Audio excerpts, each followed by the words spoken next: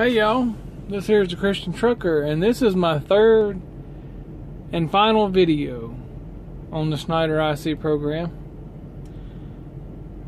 Maybe the last video I make about the Schneider IC program, unless somebody has more questions, and then I might make another one, but I really don't see where I would need to, because I answered just about everything I can with these three. This is my recommendations for the Schneider IC. Number one,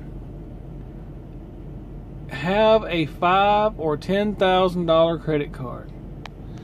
Now, I recommend this. I'm not usually a big proponent of credit cards, but having a business, it would be nice to have that, because a turbo costs you around $8,000. A set of tires costs you around $2,500 to $3,000 to $3,500. You know, there's a lot of things that a transmission can go out. That's about $4,000.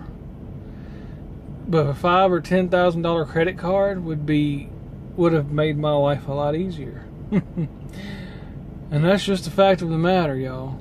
I have struggled. It's not easy. If it was easy, everybody would do it. Now, number two, we're going to move on to the SFI.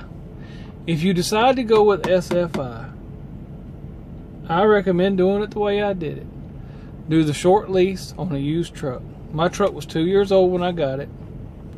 I had to pay more on the maintenance fund, but whenever I got done with my short lease, they prorated everything out, and they no longer took out the maintenance fund. Now, one thing about SFI, they do not have a blanket policy for everybody. They do things different for each customer, depending on your representative. So y'all treat your representatives good, because they got your future in their hands. They can make moving your truck hard. They can make anything on you a little bit harder. So treat them good. They're good people. They're just trying to do a day's work. Alright, number three, if you decide not to go with SFI, you can bring on an outside truck and try to have a lower monthly note. Because see, the SFI will be by the week. An outside truck, you'll have more freedom with it, and you can get a lower monthly note, especially if you get one that's a couple years older. Just, you know, buyer beware when you buy a used truck.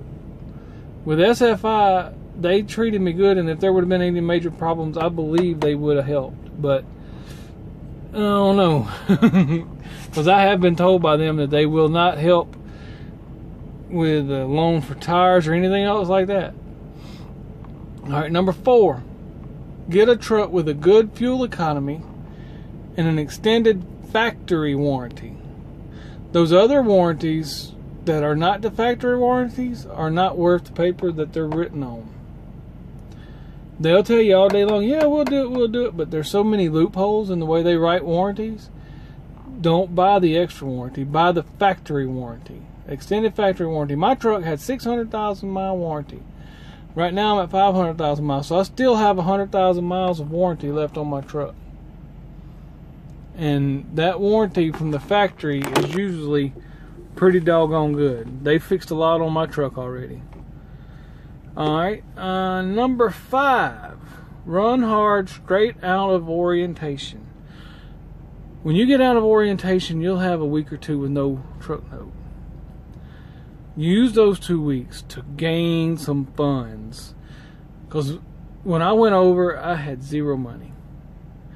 I went over with zero down, and they helped me out and got me in a truck, sent me on my way. I started making money, and I banked up money for those first 2 weeks, and that is what helped me get started and stay on top of the game. Even though December and January this year have been hard, I'm starting to get back on top, and hopefully I can finish this deal.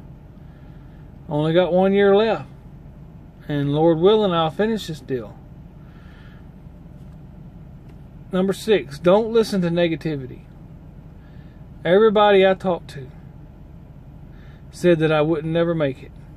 Said that it was a bad timing. You know, when I started, Obama was in his last year. And everybody was saying, it's not a good time, it's not a good time, don't do it, you're going to fail, you'll never make it a year, and blah, blah, blah. You'll never make any money. I made money. I've made it 2 years. Don't listen to the negativity. If you believe you can do it, and you really want to do it, ultimately the decision is yours. Number 7, there's never going to be a perfect time. I hear so many people saying, I'm waiting until I have all this together and this together. But friends, there's never a perfect time. Just like having a child. There's never a perfect time to have a child. There's always going to be stuff that's going to be hard. If you wait until your perfect time, you're never going to do it. And that's with just about anything. Number 8, study your equipment. Study your truck. Study the trailers. I've studied the trailers relentlessly over here at Schneider. We have Hyundais, we have Wabashes, we have Great Danes, and the occasional Stoughton. But at first I was a Great Dane fan, right? But they pull like a brick. Most of the ones that I've pulled, they don't pull very well, and it feels like I'm loaded. The Wabash gets a little bit better fuel mileage towing behind my truck than the Great Dane did. But the best one for fuel mileage is the Hyundai. Now, when I go and I'm picking out an empty, if they've got 10 trailers out there, I'm looking for the Hyundai. It's better, if for some reason, the 2012 Hyundais do better on my truck, loaded or empty, than any other trailers. There's something different there that directly affects my fuel mileage. I did a video about the trailers and the fuel mileages of the trailers that I had behind me. The Hyundais seem to have a few little electrical issues, but I'm a little bit mechanically inclined, and I believe I can handle most of that. So if I buy a trailer, I'm probably going to buy a Hyundai or a Wabash, but definitely not a Great Dane anymore. I'm not a Great Dane fan. I was when I first started the program, but every one I've pulled like crap. Study your truck, even if you have to read books. Know your engine, know your fuel filters, know your fuses. Any little thing that can go wrong, and when a mechanic's working on it, ask for explanations. YouTube stuff. That's what you're doing right now. YouTube stuff. YouTube information. Number 9, make your mechanic your friend. I already had a friend that's a mechanic. I was a leg up.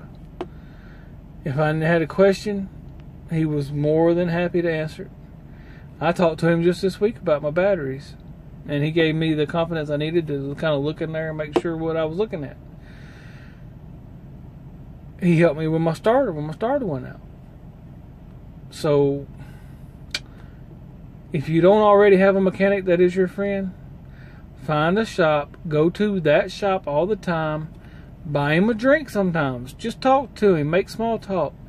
Your mechanic can be a very large asset to your business. And finally, number 10, the last one of the 3 videos. Have faith, don't give up. You're going to have hard times. It's not always going to be easy. Like I said, if it was easy, everybody would do it. Have faith. Keep fighting. Keep swinging. Don't give up. When you think things are their direst and you just don't think you're going to be able to keep going, grab another gear. Climb that mountain. Make it happen. This is your business. This is your truck. This is your dreams. Fight for them. Don't let nobody push you to the side. Don't let nobody tell you you can't do it. You can. You can do anything you put your mind to. It takes study. It takes determination. It takes hard work, sacrifice, All of those old cliches. That's what it takes. And that's the great thing about our American system. When you find a way to make it, you can take advantage and make it. I don't know how far I'll go in life. I don't know how far my business will grow at this moment. I have my dreams. I have my hopes. Only God really knows how far I'm going to go with what I'm going to do. But I can dream about it every day. And that's what each of you need to do. How far do you want to go? How big do you want to be? Do you want to be the next Schneider, the next Swift? Do you want to have 30,000 trucks on the road? That's a lot of money and a lot of responsibility. Or do you just want the one truck paid off where you're making good money? This is really good money for an uneducated man from Mississippi. So I might be settled with what I got, or I may keep growing. That's between me and my family. And you and your family need to make those decisions. But have faith and don't give up. Don't let nobody say that you can't do it. Let them say that they wouldn't want you to do it. But if they tell you you can't do it, that's somebody that's trying to control you and hold you back.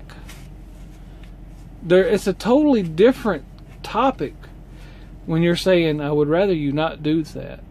Or when you're saying, you can't do that. You're not going to be able to make it. That's a totally different type of person that's talking to you. Never let nobody say you can't. I don't believe in the word can't. I think it should be removed from the English language. They told me I couldn't walk as a child. I'm walking. Not only have I walked, I've ran, I've played football, I've done a lot of things. I've shifted a many of gears and hit a many of gas pedals. So don't never let nobody say you can't. And I'm going to stop right there, and I appreciate y'all watching. God bless, and we'll catch you on the next ride.